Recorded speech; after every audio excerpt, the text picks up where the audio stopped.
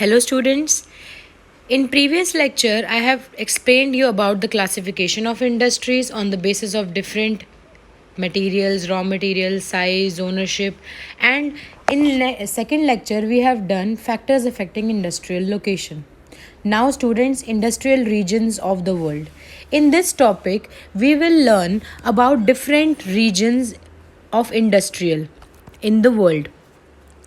Industrial revolution जो सबसे ज़्यादा हमारे सेंचुरीज़ में हुआ वो हुआ 18 सेंचुरी और 19 सेंचुरी, जब बहुत सारी कंट्रीज़ ने इंडस्ट्रीज़ के अंदर डेवलपमेंट शुरू करी और more and more industries were set up like in Britain and subsequently spread to all other parts of the world also like western Europe, North America, Japan etcetera. मतलब हर एक एरिया में इंडस्ट्रियल रेवोल्यूशन बहुत ज़्यादा increase हुआ in the centuries of 18th and 19th.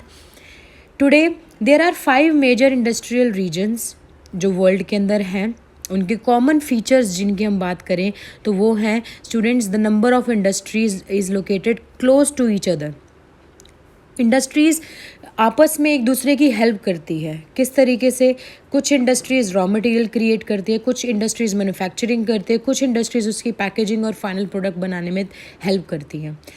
ये सारी industries आपस में शेयर करती हैं अपने बेनिफिट्स को, बिकॉज क्योंकि ये आसपास ही लोकेटेड है तो इनका ट्रांसपोर्टेशन का खर्चा क्या होता है, बहुत बचता है. इनके आसपास होने की वजह से बेसिकली ये लोग क्या कहते हैं, ये जो इंडस्ट्रीज़ होती हैं ये सी पोर्ट्स के पास होती है ताकि ये एक जगह से, एक कंट्री से दूसरी कंट्री में, इंटरनेशनल बॉर्डर्स में भी अपने अपने प्रोडक्ट को बेच पाएँ, अपने मैन्युफैक्चरिंग को बेच पाएँ. और इजीली ये ट्रांसपोर्ट में बहुत चीप होता है जो सी ट्रांसपोर्ट जो होता है. They tend to be located in temperate areas. अब जो मेजर इंडस्ट्रियल रीजन्स हैं स्टूडेंट्स वो ईस्टर्न नॉर्थन अमेरिका है, ठीक है, जैसे northern eastern US, southern eastern Canada, western eastern eastern Europe, ये सारे एरियाज़ हैं स्टूडेंट्स जो बहुत ज़्यादा आप ये कह रहे हो मेजर इंडस्ट्रियल रीजन, जैसे eastern Asia and India, Australia and New Zealand, ये सारे मेजर इंडस्ट्रियल रीजन्स हैं, पूरे ऑल ओवर द वर्ल्ड में फैले हुए हैं. अब इसके बाद हम नेक्स्ट टॉपिक करेंगे India's industrial cluster. As we all know student, India is a vast country where resources are very much scattered in different parts of the country. Presence of resources at different places have affected the industrial clustering. इसकी वजह से pockets having core concentration of industries are also known as industrial clusters. There are 8 major industrial clusters और regions जिसे हम कहते हैं. सबसे पहला है मुंबई पुणे इंडस्ट्रियल रीजन्स, जो डिस्ट्रिक्ट्स लाइक नासिक, सोलापुर, कोलाबा, अहमदनगर, सतारा, ये सारे इन एरियाज़ को, इन डिस्ट्रिक्ट्स को कवर अप करता है. Bangalore Tamil Nadu industrial region, Gujarat industrial region, Chota Nagpur industrial region, Visakhapatnam, Kollam, Gurgaon, Delhi, Meerut industrial regions. तो बेसिकली स्टूडेंट्स इन सारे इंडस्ट्रियल रीजन्स के अंदर हमें एरियाज़ बताए हुए हैं, स्टेट्स बताए हुए हैं, डिस्ट्रिक्ट्स बताए हुए हैं जो कि कनेक्ट करते हैं एक दूसरे से. जैसे गुड़गांव, दिल्ली, जो मेरठ इंडस्ट्रियल रीजन है उसके अंदर स्टेट्स आते हैं, रीजन्स इंक्लूड होते हैं जैसे Agra, Mathura, Meerut, Saharanpur Uttar Pradesh and Faridabad, Gurgaon, Ambala in Haryana and also the industrial belt of Delhi. तो ये सारे जो हमें हैं इंडिया के अंदर जितने भी इंडस्ट्रियल रीजन्स हैं उनके स्टेट्स के बारे में बेसिकली हमें एक्सप्लेन किया हुआ है कि उन रीजन्स के अंदर कौन कौन से स्टेट्स आते हैं. अब आगे आता है students major industries of the world. Iron and steel industry सबसे ज़्यादा हैवी बेस्ड इंडस्ट्रीज़, जो हैवी इंडस्ट्रीज़, सबसे ज़्यादा heavy industries iron and steel industry को माना जाता है और इनको एक इंडिकेटर माना जाता है economic development.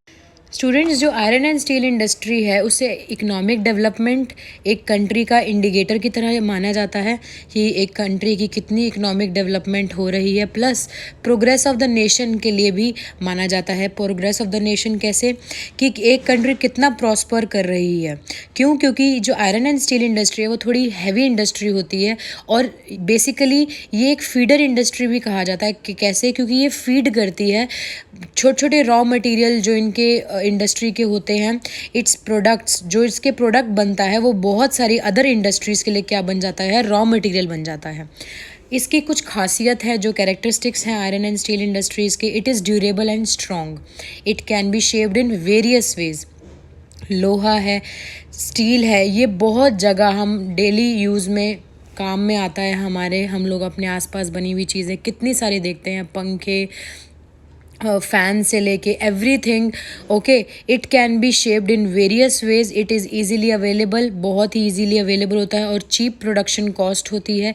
It can be easily mixed with alloy metals, different different metals के अंदर इसको मिक्स करके क्या बनाया जाता है, डिफरेंट डिफरेंट आकार दिया जाता है। टिन, जैसे कैन की बॉटल आती है, कोका कोला के कैन आते हैं, ये सारी चीज़ें क्या हम किस से मिलती हैं हमें? एट लास्ट इनडायरेक्टली हमें आयरन एंड स्टील से मिलती है, क्योंकि हम इनको डिफरेंट डिफरेंट एलॉय में मिक्स कर सकते हैं, जैसे कॉपर, निकल एंड एल्यूमिनियम में, और डिफरेंट डिफरेंट चीज़ें उससे बना सकते हैं।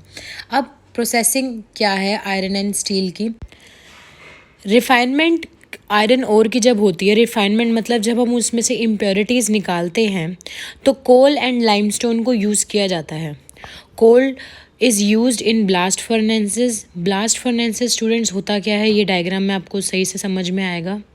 जब स्टूडेंट्स हम अर्थ क्रस्ट से हम अपनी आयरन की जितने भी हमें और जब हमें मिलते हैं पत्थर के अंदर, रॉक के अंदर, तब हम जब उसको एक्सट्रैक्ट कर कर लेकर आते हैं अर्थ से, जब हम उसको रिफ़ाइन करते हैं, रिफ़ाइनमेंट इन द सेंस कि मतलब हम उसको जब क्या कहते हैं, उन पत्थरों में से जब हम आयरन ओर के बेसिकली जो रॉक, जो पार्टिकल्स पत्थरों को क्रश कर कर उनके अंदर से जो आयरन ओर हम जब मैग्नेट से उसको निकालते हैं, जब मैग्नेट पे जितने भी हमारा आयरन ओर चिपक जाता है, ठीक है, उस आयरन ओर को हम क्या करते हैं, ब्लास्ट फर्नेसेस में डालकर उसको एक टेम्परेचर पर हम 12 से 13 घंटे तक करीबन उसको बर्न करते हैं।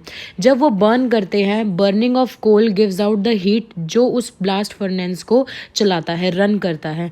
इसके अंदर हम लाइमस्टोन को यूज़ करते हैं एज अ फ्लक्सिंग मटेरियल, जो उसके अंदर से इम्प्योरिटीज़ को रिमूव करता है। किस में से इम्प्योरिटीज़ को रिमूव करता है? आयरन ओर में से।